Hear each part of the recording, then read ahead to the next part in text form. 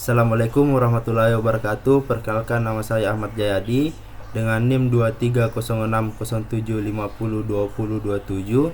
Nah, di sini saya akan merangkum ataupun mereview materi mulai dari pertemuan pertama hingga pertemuan ketujuh pada mata kuliah manajemen perkantoran modern.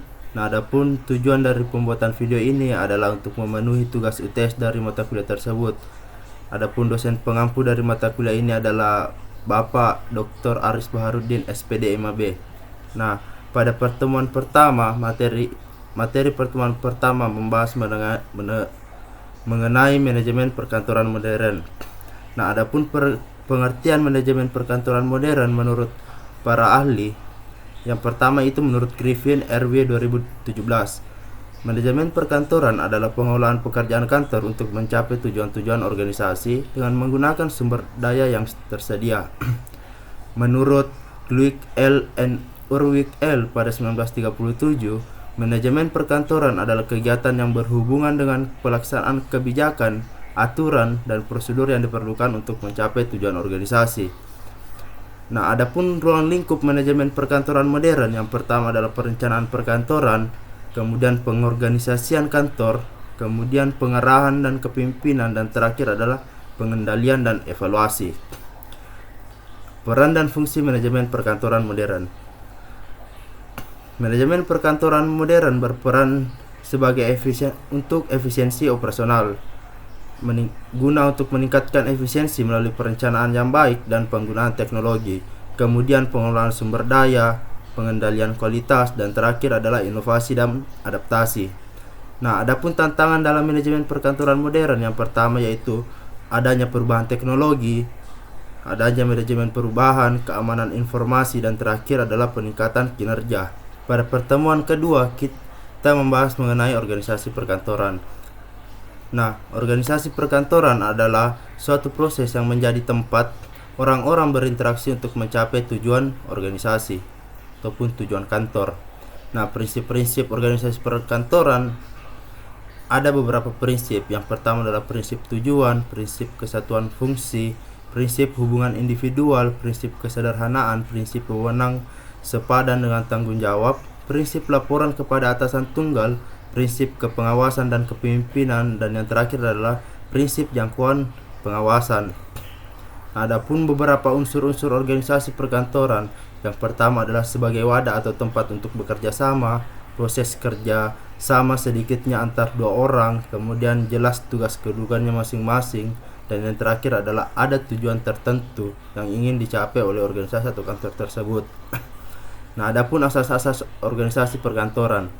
Yang pertama adalah asas sentralisasi atau pemusatan yang digunakan apabila semua pekerjaan kantor dalam organisasi yang bersangkutan dibebankan dan dilaksanakan oleh sebuah satuan organisasi yang berdiri sendiri. Dan adapun asas desentralisasi atau pemencaran digunakan apabila masing-masing satuan organisasi dalam seluruh organisasi di samping menyelenggarakan tugas pekerjaan pokok sebagai fungsinya, juga melaksanakan semua pekerjaan kantor. Nah, adapun tipe dan bentuk organisasi, yaitu adalah yang pertama organisasi lini dan atau garis, kemudian lini dan staf, organisasi fungsional, organisasi lini dan fungsional, organisasi lini fungsional dan staf, dan terakhir adalah organisasi komite. Pada pertemuan ketiga kita membahas terkait lingkungan perkantoran. Nah, lingkungan perkantoran itu sendiri merupakan keadaan di sekitar ruangan yang dapat mempengaruhi kegiatan tata usaha yang dilakukan. Nah, adapun faktor-faktor lingkungan kantor, yang pertama adalah lingkungan yang sehat, kemudian sistem pencahayaan, warna. Faktor pemilihan warna ada 4. Yang pertama adalah kombinasi warna, efek cahaya pada warna, nilai pemantulan warna, dan yang terakhir adalah dampak dari warna. Nah, kemudian ada kontrol suara ataupun suara bising.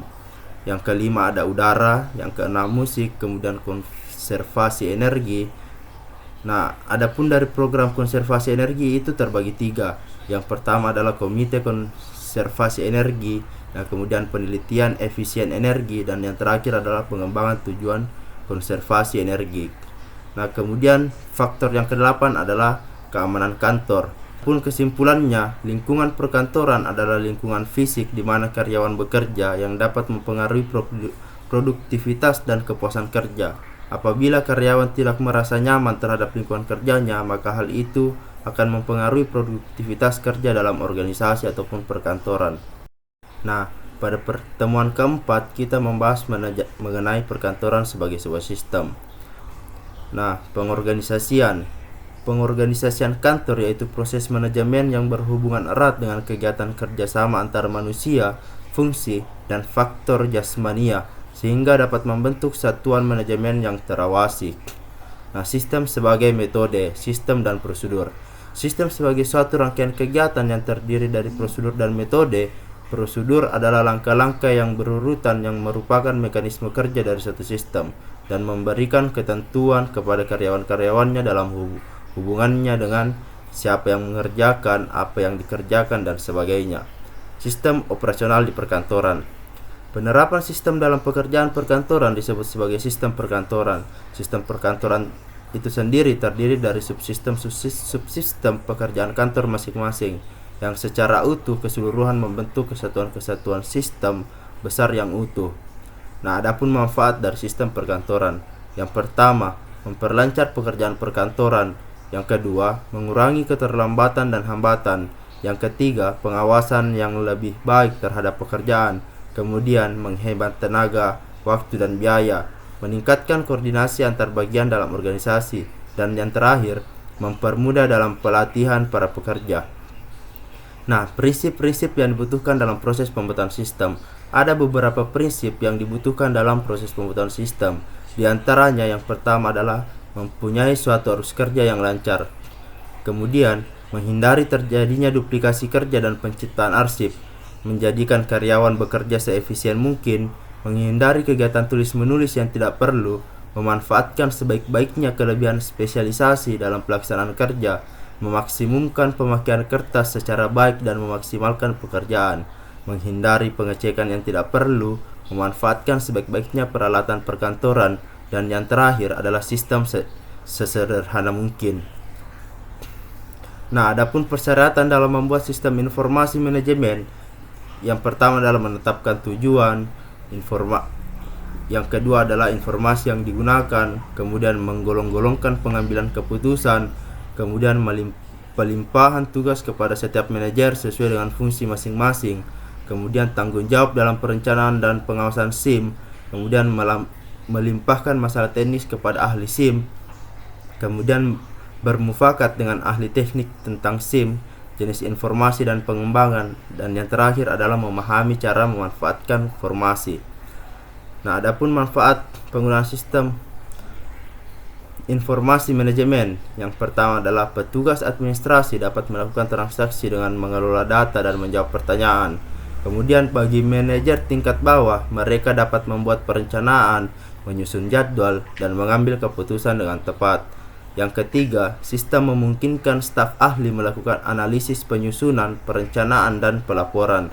Dan yang terakhir, manajemen menengah atas dapat menyusun laporan tetap, mengenali persoalan dan peluang, analisis pengambilan keputusan, dan perencanaan strategis dan kebijaksanaan. Nah, itulah tadi review singkat dari saya mengenai materi-materi yang telah diberikan oleh dosen pengampu pada mata kuliah manajemen perkantoran modern. Nah, akhir kata, assalamualaikum warahmatullahi wabarakatuh.